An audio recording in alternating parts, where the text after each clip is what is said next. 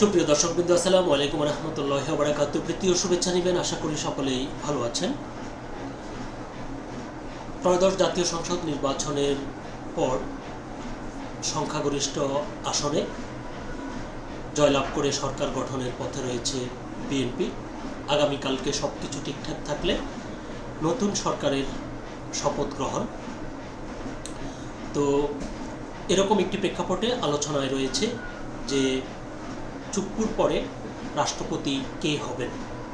যদিও শাহাবুদ্দিন চুপ্পুর মেয়াদ এখনও আরও অনেক সময় রয়েছে, তবে বিএনপি সরকার ক্ষমতা গ্রহণের পর তিনি আর না থাকার সম্ভাবনা বেশি। কেননা কিছুদিন আগে তিনি একটি বিদেশি সংবাদ মাধ্যমকে একটি সাক্ষাৎকার দিয়েছিলেন এবং তিনি সেখানে আর না থাকার ইচ্ছার কথা বলেছেন এবং তিনি বলেছেন তিনি শুধুমাত্র নির্বাচনের পর নতুন সরকারকে দায়িত্ব বুঝিয়ে দেওয়া, অর্থাৎ শপথ গ্রহণের ক্ষেত্রে তিনি তার যে দায়িত্ব রয়েছে শুধু তিনি ততটুকু পালন করতে চান। তো এরকম একটি অবস্থায় যে নতুন রাষ্ট্রপতি কে হবে, এর মধ্যে বেশ কয়েকটি নাম আলোচনায় রয়েছে এবং কার সম্ভাবনা বেশি এ নিয়ে আজকে দৈনিক প্রথম আলোতে একটি প্রতিবেদন প্রকাশিত হয়েছে, যার শিরোনাম বলছে রাষ্ট্রপতি পদে কার নাম আলোচনায়। এটি হচ্ছে খবরটির শিরোনাম। বিস্তারিত বলছে যে বিএনপি সরকার দায়িত্ব নেওয়ার পর নতুন রাষ্ট্রপতি কে হবেন তা নিয়ে এখনই আলোচনা শুরু হয়েছে। সামাজিক যোগাযোগ মাধ্যম ও কিছু কিছু সংবাদ মাধ্যমে বিভিন্ন জনের নাম বলা হচ্ছে। বিএনপির একটি সূত্র জানিয়েছে রাষ্ট্রপতি পদের জন্য বিবেচনায় রয়েছেন দলের স্থায়ী কমিটির সদস্য খন্দকার মোশাররফ হোসেন। দলের স্থায়ী কমিটির আরেক সদস্য নজরুল ইসলাম খান ও আলোচনায় আছেন। তবে মোশাররফ হোসেনের নাম জোরালোভাবে বিবেচনা করা হচ্ছে বলে জানিয়েছে বিএনপির একাধিক সূত্র। 12ই ফেব্রুয়ারি অনুষ্ঠিত ত্রয়োদশ জাতীয় সংসদ নির্বাচনে বিএনপি 209টি আসন পেয়ে সরকার গঠন করতে যাচ্ছে। আগামীকাল মঙ্গলবার সকালে নবনির্বাচিত সংসদ সদস্যদের শপথ, বিকেলে মন্ত্রিসভার শপথ হবে। মন্ত্রিসভা গঠন নিয়ে বিএনপির ভেতরে আলোচনা চলছে, বিভিন্ন নাম সামনে আছে। বেশ কিছু নেতা মন্ত্রী হচ্ছেন, সেটি প্রায় চূড়ান্ত। এর সঙ্গে আলোচনা হচ্ছে পরবর্তী রাষ্ট্রপতি কে হবেন তা নিয়ে। নতুন সরকার গঠনের পর বর্তমান রাষ্ট্রপতি মোহাম্মদ শাহাবুদ্দিন পদত্যাগ করতে পারেন, বিষয়টি তিনি গত ডিসেম্বরে বার্তা সংস্থা রয়টার্সকে দেওয়া এক সাক্ষাৎকারে জানিয়েছিলেন। আওয়ামী লীগের মনোনয়ন 2023 সালে বিনা প্রতিদ্বন্দ্বিতায় রাষ্ট্রপতি নির্বাচিত হন 75 বছর বয়সী মোহাম্মদ শাহাবুদ্দিন।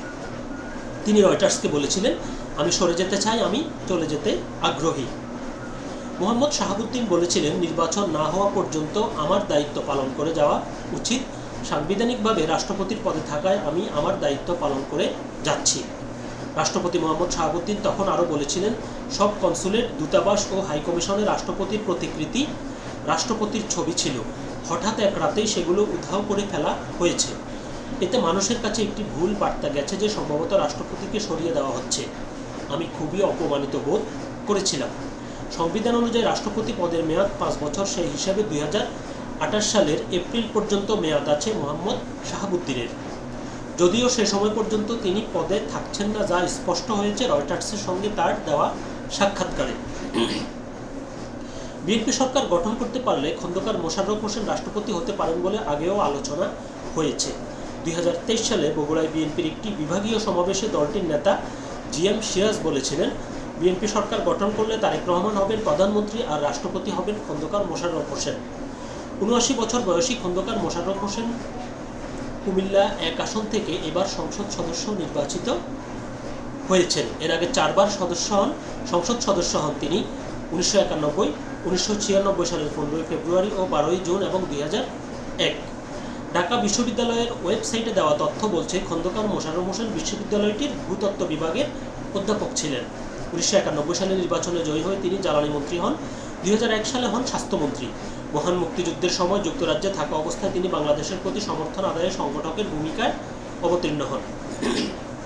এদিকে বিএনপির একটি সূত্র বলছে, খন্দকার মোশাররফ দলের কার্যক্রমে কিছুটা কম সক্রিয়, নিজেকে কিছুটা আড়ালে রাখেন যাতে তাকে নিয়ে রাজনৈতিক বিতর্ক তৈরি না হয়।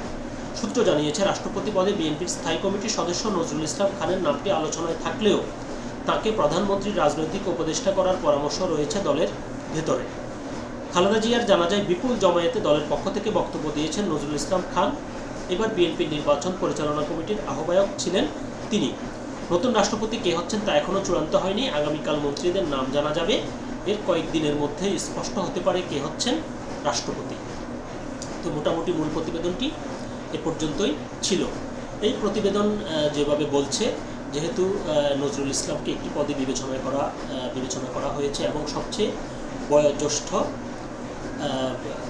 ব্যক্তি হিসেবে খন্দকার মোশাররফের নামটি বেশি বিবেচনায় রয়েছে। এরপরও একদম চূড়ান্ত সিদ্ধান্ত নেওয়া পর্যন্ত আমাদেরকে অপেক্ষা করতে হবে। তখনই আমরা একদম সঠিক যে খবরটি সেটি আমরা পাব।